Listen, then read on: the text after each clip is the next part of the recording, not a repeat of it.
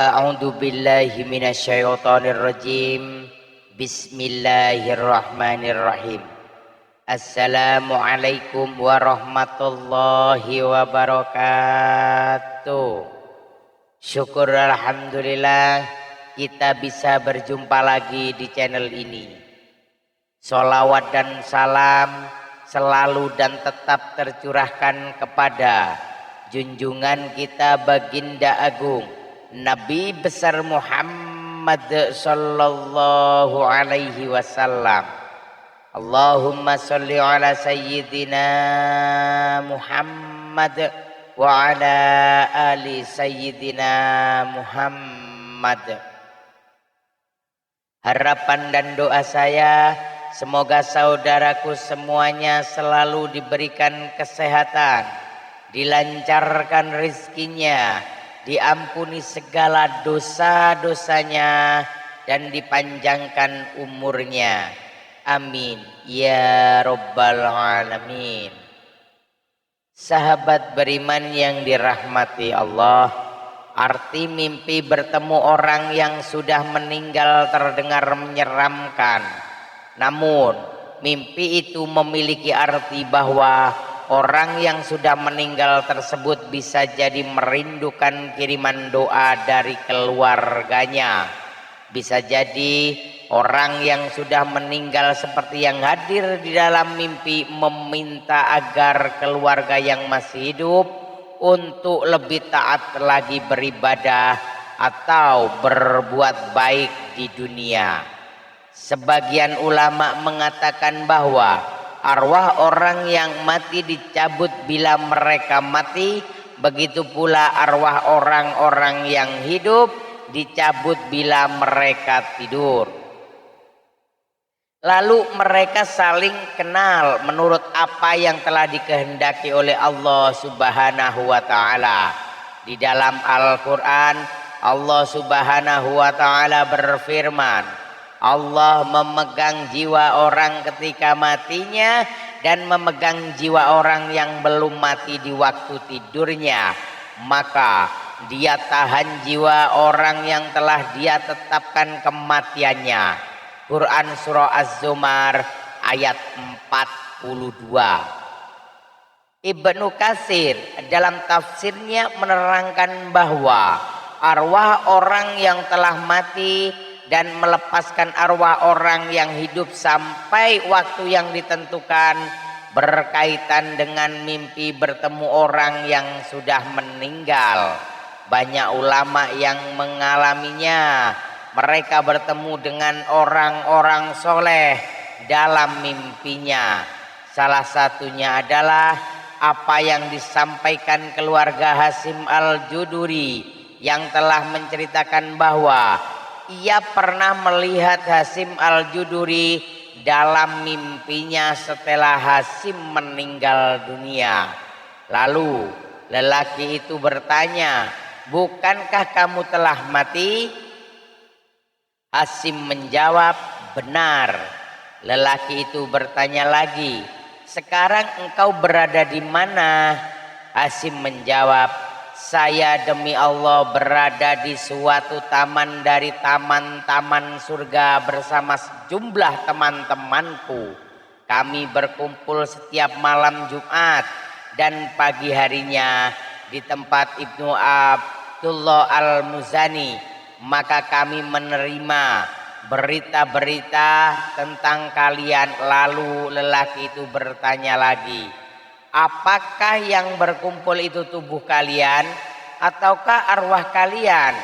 Hasim menjawab, "Mustahil bila yang berkumpul adalah jasad kami, karena jasad kami telah hancur luluh dan yang dapat bertemu hanyalah arwah kami saja."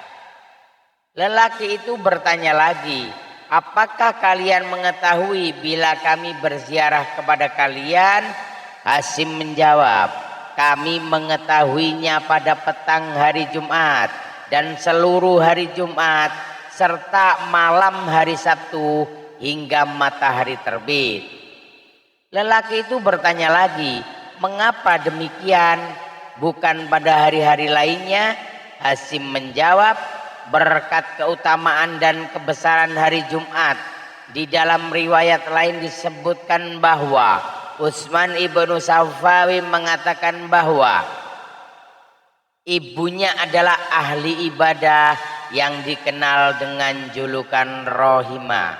Ketika ajalnya telah dekat, Rohimah mengangkat kepalanya ke arah langit lalu berdoa, "Wahai Tuhan yang menjadi harapan dan dambaanku selama hidup dan matiku, janganlah Engkau menjadikan aku terhina saat matiku, dan janganlah Engkau menjadikan diriku berasa asing dalam kesendirianku." Setelah ia meninggal dunia, Utsman selalu menziarahi kuburnya setiap hari Jumat, mendoakannya serta memohonkan ampunan kepadanya, juga buat ahli kubur lainnya. Pada suatu malam aku melihat ibuku dalam mimpi, maka aku bertanya kepadanya, "Ibu, bagaimana keadaanmu?" Dia menjawab, "Anakku, sesungguhnya maut itu benar-benar merupakan musibah yang sangat keras, dan sesungguhnya aku segala puji bagi Allah benar-benar ada di alam barzah yang terpuji, yang penuh dengan bau yang harum, dan dihamparkan padanya kain sutra yang tebal dan yang tipis sampai hari berbangkit nanti." Aku bertanya kepadanya, "Apakah engkau mempunyai keperluan?" Ia menjawab, "Ya." Aku bertanya, "Keperluan apa?" Ia menjawab, "Janganlah engkau meninggalkan kebiasaanmu menziarahi kami dan mendoakan bagi kami, karena sesungguhnya aku benar-benar merasa gembira dengan kedatanganmu pada hari Jumat. Jika engkau tiba dari rumah keluargamu, maka dikatakan kepadaku, 'Hai Rohimah, inilah putramu telah datang.' Maka bergembiralah. Dengan demikian bergembiralah semua orang mati yang ada di sekitarku." Sahabat beriman yang dirahmati Allah, mimpi kerap disebut bunga tidur, merupakan gambaran atau pengalaman bawah sadar yang melibatkan semua indera sewaktu tidur. Terkadang mimpi itu indah, ada kalanya juga mimpi buruk. Rasulullah Shallallahu Alaihi Wasallam memberikan tuntunan kepada umatnya, jika mengalami mimpi yang disukai, hendaknya untuk mengucapkan alhamdulillah atau memuji Allah Subhanahu wa Ta'ala, karena sebenarnya mimpi itu berasal dari Allah Subhanahu wa Ta'ala. Sedangkan jika mendapati mimpi buruk, kita dianjurkan untuk meminta perlindungan kepada Allah, karena bisa jadi mimpi itu dari setan. Hal ini seperti yang disebutkan dalam hadis yang diriwayatkan Sa'ad Al-Khudri, bahwa Rasulullah Shallallahu Alaihi Wasallam bersabda, "Jika salah seorang di antara kalian bermimpi yang ia sukai, sebenarnya mimpi tersebut berasal dari Allah, maka hendaklah ia memuji Allah karenanya dan ceritakanlah. Adapun jika ia bermimpi selainnya yang tidak disukai, maka itu berasal dari setan, maka hendaklah ia meminta perlindungan dan dari keburukan, dan janganlah menceritakannya kepada orang lain sehingga tidak membahayakan." Hadis riwayat Bukhari. Sahabat beriman yang dirahmati Allah, demikianlah penjelasan tentang arti mimpi bertemu orang yang sudah meninggal dunia. Terkadang kejadian dalam mimpi bisa membuat seorang khawatir, senang, sedih, dan ketakutan. Bahkan kejadian di mimpi itu terasa seperti kenyataan. Mungkin sebagian orang yang menganggap mimpi hanyalah bunga tidur saja, namun sebenarnya mimpi memiliki banyak arti yang bisa dijadikan sebagai pertanda kehidupan di masa depan. seperti mimpi ketemu orang yang sudah meninggal dunia. Allahu a'lam bissawab.